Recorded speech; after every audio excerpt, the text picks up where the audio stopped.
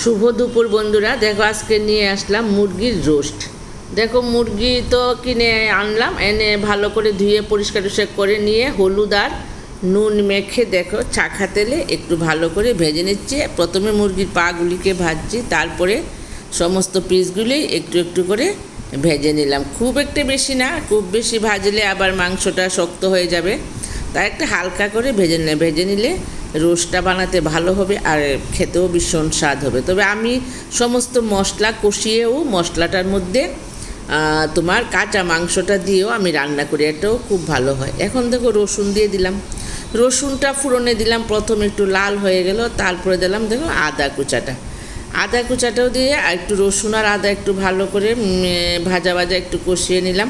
কষানোর পরে দেখো এখন দিয়ে দেবো পেঁয়াজ আর কাঁচা লঙ্কা বেটে রেখেছি এখানে বাটিতে, এই মশলাটা দিয়ে দেব। এটা দিয়ে একটু ভালো করে কষাবো, মানে মাংস যে বলো মাছ বলো যেই রান্নাই বলো মশলাটা খুব ভালো করে কষাতে হয়। মশলাটা ভালো করে কষা না হলে ভালো হয় না। এখন দেখো ধনিয়ার গুঁড়া, জিরের গুঁড়া আর এখানে আছে হলুদের গুঁড়া, এইগুলি দিয়ে তো দিতেই হবে কমন মশলা। তারপরে দেখো আর একটু ভালো কষাচ্ছি কষাতে দেখো কালারটা এখনও ঠিকভাবে আসেনি, আর একটু পরে আসবে।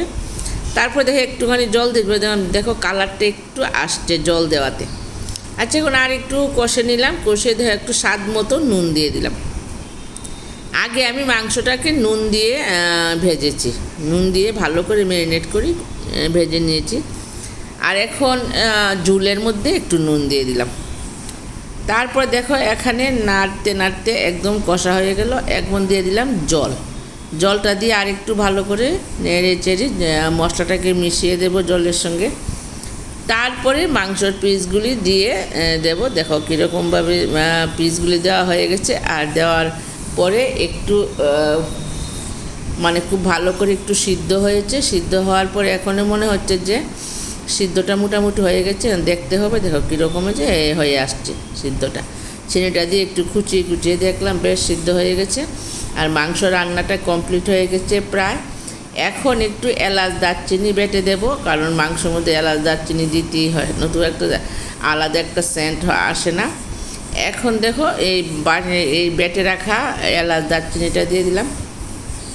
তারপরে আর একটু গটগটিয়ে আনতে হবে, আর একটু গটগটিয়ে আসলে পরে আমি মাংসটা নামিয়ে নেব। একদম বড় বাচ্চাদের ভীষণ প্রিয় খাদ্য, ছোটো বাচ্চারাও খায়। আর আমাদের ঘরের বাচ্চারা হলো 17, 18, 20 বছরের বাচ্চা, তারা বেশিরভাগই তোমার এই বড় বাচ্চারা রোস্ট ভালোবাসে। রোস্টের সঙ্গে পোলাও, বিরিয়ানি এসব খেতে ভীষণই মজা পায়। আর রোস্ট মাঝে মাঝে করা হয়, আজকে তোমাদের সঙ্গে শেয়ার করলাম। তাও বাচ্চাগুলি বাড়িতে থাকে না, বাড়িতে আসলে করি, আর তোমাদের সঙ্গে শেয়ার করি। ঠিক কেমন হয়েছে রান্নাটা অবশ্যই একটা কমেন্ট করবে। আর আজকে এই ভিডিওটাই শেষ, আরেকদিন আরেকটা